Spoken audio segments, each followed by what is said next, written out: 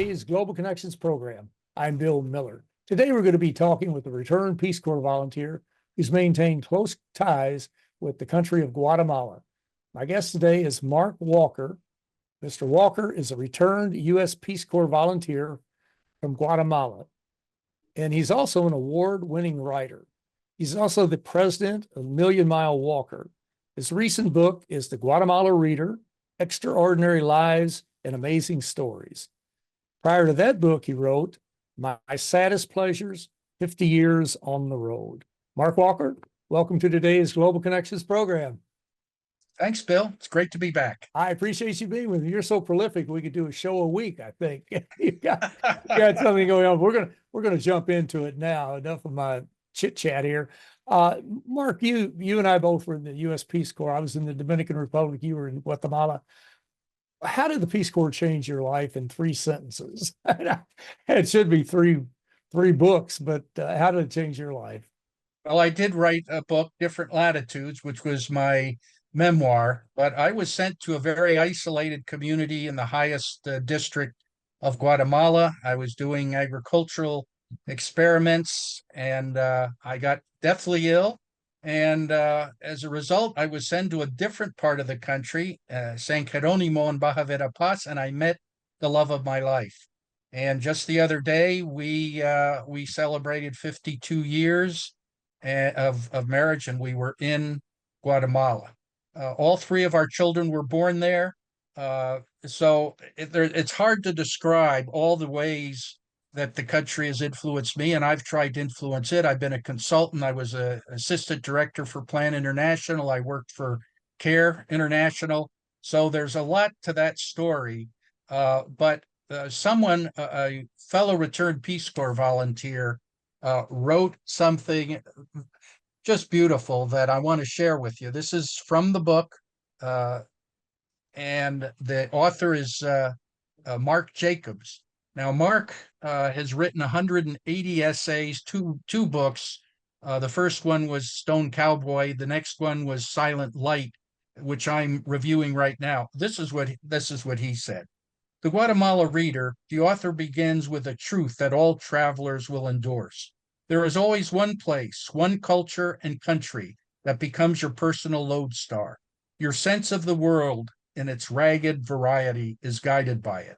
For Walker, Guatemala is that country, and the careful intelligence in which he has assembled the collection testifies his deep understanding of the place and the people who live there. He goes on to say it's a book for everyone. So that sums it up, I think. It certainly is for the intrepid traveler and just somebody who's never been out of the country or out of the state. It would certainly weigh well with them. Now, if anyone is interested in the U.S. Peace Corps, they can go to peacecorps.gov and get more information. Mark, the third goal of the Peace Corps was to bring the experience home. You brought your experience back, so did I. That's one of the reasons we have Global Connections Television today. But you created the Million Mile Walker. What exactly is the Million Mile Walker? Million Mile Walker is my author platform. It used to be Development International, Fund Development International. That's when I was a fundraising executive. But then we converted it into a platform that focuses on literature, cross-cultural relationships, overseas development, philanthropy, and social justice. And on the website, millionmilewalker.com, right down, halfway down, there's a little sign there. It says "Stay Connected," and that's where people can go and they can get the Million Mile Walker Dispatch, which is my monthly newsletter that provides the latest articles and reviews, social, political, economic nuances, with an international flair focusing on intercultural communications and an occasional special surprise. As you can imagine, my last one, which just came out beginning of the week, was about my recent trip to Guatemala. Exactly. And our viewers can go to www.millionmilewalker.com to get information on that. Well, let's jump into the Guatemala Reader, Extraordinary Lives and Amazing Stories. What is the main theme that you want to convey with this book? Well, I've traveled to a lot of parts of Guatemala that even Guatemalans haven't seen. So I decided to share the profiles of some of the common people, but also the special, amazing people that I've met over the years. So this book provides a series of profiles from Mayan leaders, advocates, writers, and poets. It also includes maps, graphics, fact sheets, and photographs to support the 17 stories, which provide insight into Guatemala. Let me give you just a few examples of the people I profile. One is Luis Argueta, who is a filmmaker, and he received the Orden del Quetzal, and his focus is immigration and telling the stories of immigrants. So about a fourth of the book is about immigration. Another one of my advocates is Victor Montejo. He's a Mayan anthropologist. His first book that I read was Adventures of Putasin, which is a satire about an American adventurer who walks into a Mayan community and they mistake him for the new priest. So it's a pretty hilarious one. But a more serious book that he wrote was his life in exile. And it's about how he was forced out of the country. He was a teacher. He was forced out of the country during the violent period. And he went on to become a well-known anthropologist. This is what I really like about the guy. He recently retired and went from the University of California in Berkeley and returned to his community of Huehuetenango. So I really appreciate the guy. And then we have some some amazing stories. One of those stories is is in the Kingdom of Mezcal, and it's a fascinating story. It includes photographs from a Mayan artist. She lived in Alta Verapaz, and her father was German. They sent her to Germany to get her education. She didn't come back for 30 years, but when she came back with George Schaefer, who wrote a book in the Kingdom of Mezcal. She did fascinating, amazing artwork, some of which is in my book. And it was actually called the Hippie Bible. And for the early 60s and in the 70s, this is what a lot of the travelers and young hippies really gravitated towards, was in the Kingdom of Mezcal. And it has a very interesting history because at one of the editions, the introduction is done by Miguel Angel Asturias, who won the Nobel Prize for Literature. And I might mention on this last trip, I had an opportunity to meet the son of Nancus, and we talked about their project and a few other interesting publishing related things. So that'll give you an overview. And then, as I mentioned to you, this beautiful cover that was produced, and that girl, the indigenous girl there, I took this book, a signed copy, to the photographer who took the picture of this indigenous girl, because he gave me the rights to the photograph. And the next day he took the book to this little girl who he took the picture of when she was 6. She's now 16. And he went to Santa Catarina Polopo on Lake Atitlan and handed her the book. She loved it, gave him a hug. But it sort of gave that feel of how things come around from the girl of 6 to the girl of 16, and how things can change over a period of time in any given country. You're right. There is a longitudinal study there that would be quite interesting. Well, we're going to come back in a minute and talk about Guatemala in general. Well, you're watching Global Connections Television, which is a privately funded, independently produced program. The opinions expressed on Global Connections are solely those of the moderator and his guests. We'd invite our viewers to go to our website at www.globalconnectionstelevision.com to view previous programs.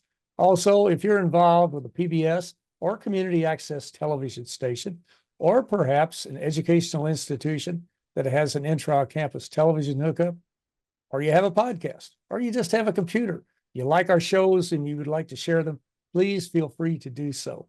Global Connections Television is provided at no cost as a public service to help us better understand international issues and how they impact our lives. Today, we're taking a look at the country of Guatemala, and we're talking to a returned Peace Corps volunteer and some of his interesting experiences. Mark Walker is a returned Peace Corps volunteer from Guatemala, and he is a prolific author and has written several interesting books.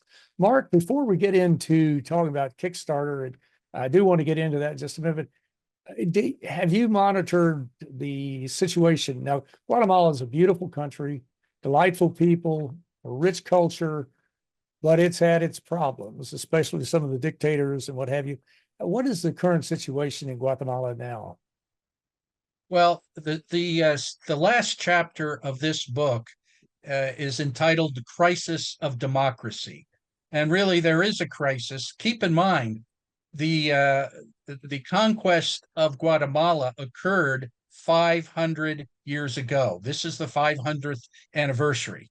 And rest assured, a lot of the people in Guatemala are not celebrating in a positive way because the focus of the conquest was to obtain riches and cheap labor and to generate income for a very small group of people. It totally damaged the local Mayan culture and way of life.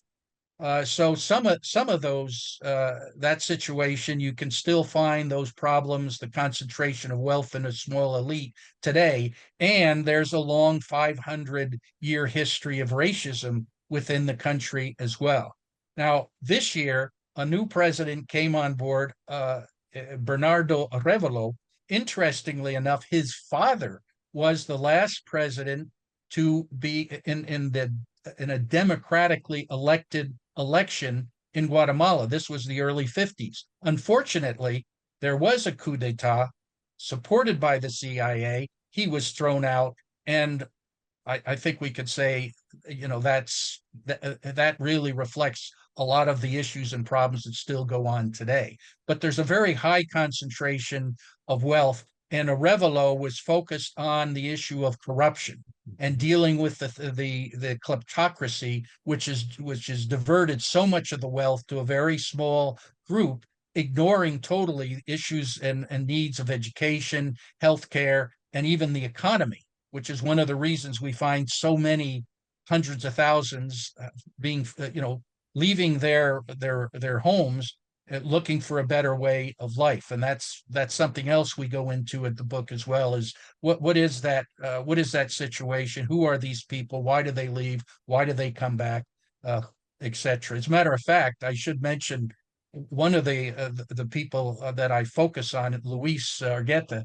His new documentary is going to be about who was left behind, because there are some communities in the highlands where 70% of the population has left. And it's usually women and children who are left behind. How does it impact their life and the community and the economy? So that'll just give you an overview of what the situation is. Things are still up in the air. Unfortunately, Arevalo did not choose any Mayan members to be on his board, on his cabinet. That's not a good sign. But there's still hope that they're going to be able to deal with some of the kleptocracy and the concentration of wealth within the country. So there's a new feeling of hope among at least some Guatemalans. I'm glad to hear that, because South America and Central America are extremely important to the United States. Not only do you have geographical and cultural and political diversity in that area of the world, but they are, as we often say, they're in our backyard. And as they often say, we, the United States, are in their front yard. So it's important to keep up with what's going on. And of course, we've seen Nicolas Maduro in Venezuela, who apparently ostensibly has tried to steal another election.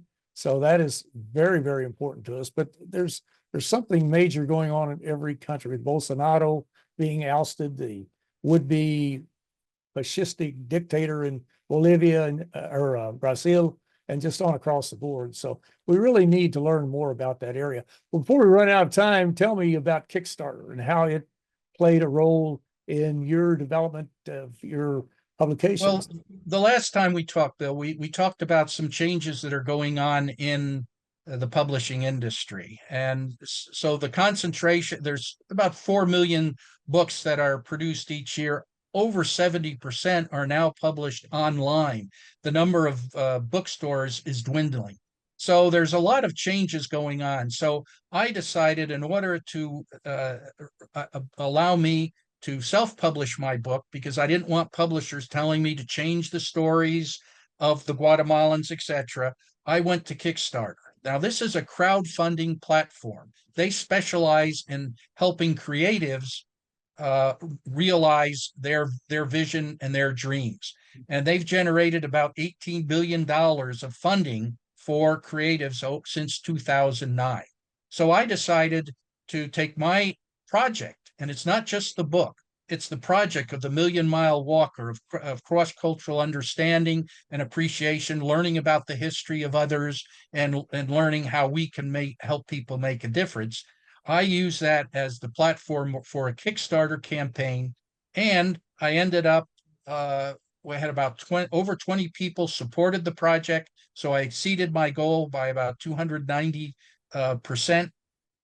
And most of them didn't even ask for copies of the book, which were produced by Lulu. They had colored photos in the inside. There was a special edition that I had made, and people just sent me the money. The interesting thing was, even before we started the campaign, several Returned Peace Corps volunteers sent me gifts ahead of time, $2,000 before I even got started. So these are the funds that I can use to really expand the distribution and the awareness of some of the needs and the issues that I try to focus on.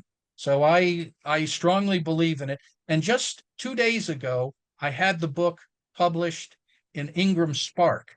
And this is the largest distributor of books all over the world, to bookstores and to libraries. So now the book will be available globally. So that's something else that I did that reflects the desire for those of us who want to deal with international issues. We have to have an international audience, and we need to have a way to get our products out and our books and our messages out to a broader audience. We certainly do. And one thing that's become very problematic in this country, we've got some people like Governor DeSantis in Florida, leaders in Texas and some other states, who are really trying to roll back people reading books. I mean, they're actually doing very irregular, almost illegal activities with seizing books, pulling books out of libraries, burning them, banning them, fining people. I don't know if you saw just recently a small town in Texas, the police department was, I'm sure it's a small police department, spent weeks following and monitoring the librarian and the books that she had in her library. And they wound up pulling, I think it was Maya Angelou or one of her books or somebody else's. It had to do with civil rights, that type of thing. And they produced an 800-page report. Now, for a police department to be spending its time, misspending its time, doing nonsense like that is just absolutely absurd, in my opinion. But how important is it that we learn more about what's going on with our ability to access books and to be involved with groups like PEN America? I know you've been involved with for over the years. Well, in Arizona, we have a real issue of book banning. So far this year, there are 4,300 books banned so far around the country. And that's an issue here in Arizona. And also, we have a supervisor of education who continues to put obstacles to promoting bilingual education. And here we are on the border with Mexico. So just go figure. So yes, I continue to be an active member of PEN International, which represents authors and publishers around the world that are really focused on freedom of expression. And we just recently had a meeting with the Arizona Authors Association, where I'm a board member, and we're engaging authors. So they're aware of these issues, and they are sure that this isn't going on in their neighborhood and in their libraries and that sort of thing. So partnerships between groups like that, like PEN America, Arizona Authors Association, is key, and paying attention to the growth, the continued efforts to limit the amount of books that our children are able to read.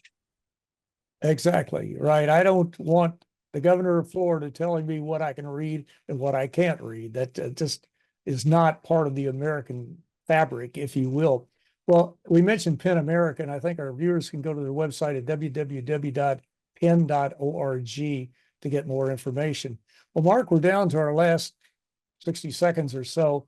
What message would you have for our viewers around the world as to how to get involved with groups like the Peace Corps or with Rotary International or a variety of other groups that are internationally oriented, but still are involved in our local communities? One of the things that I ended my book on was there's a whole bibliography for those who are interested in learning more about Guatemala. I have my master's degree, Latin America Studies. I've written innumerable articles and books about the country. So if you want to learn more about Central America, the book was actually the #1 new release for Guatemala travel and history and Central American travel. So that's one place. The other thing is I have a chapter at the very end, and it's about it provides the bibliography, it provides additional information, and the chapter is titled "What Can You Do?" So I have 4 organizations, NGOs that I've worked with over the years that I highlight that people can go to. I know the founders, I know the people involved. I just joined the board of Seeds for a Future, which is one of my favorite groups. I met the founder is a fellow writer and a poet, and I met him through the writing, but we really got to know one another because of our common love of Guatemala. And he and his wife Suzanne, they set up Seeds for a Future in a little community called Chocolat in Guatemala. They deal with women who are the most isolated and also the children who are malnourished, because Guatemala is the highest rate of malnutrition in Latin America. The level of stunting is off the boards. And what I like about them is they've been working with these women for 15 years. They stay with each family for over a year to do the proper follow-up. So they're dealing with economic and nutritional needs, focusing on the most isolated population. So part of our job is to identify groups that are supporting local leadership, local organizations, and are making a difference and really love the country and are working for the benefit of Guatemalans. Well, Mark, congratulations on your recent book and on your recent anniversary. You're another milestone there. And you are so right. We have to talk about these issues. And you've really brought the third goal of the Peace Corps home, to share your experiences with everyone in your community, with the state, the whole country, to be quite honest, or the world, and to build upon those experiences. But Mark Walker, I want to thank you so very much for a very interesting and a very informative program. Thanks, Bill. It's been a pleasure. Thank you. I'm Bill Miller. Thank you for joining us today on Global Connections Television.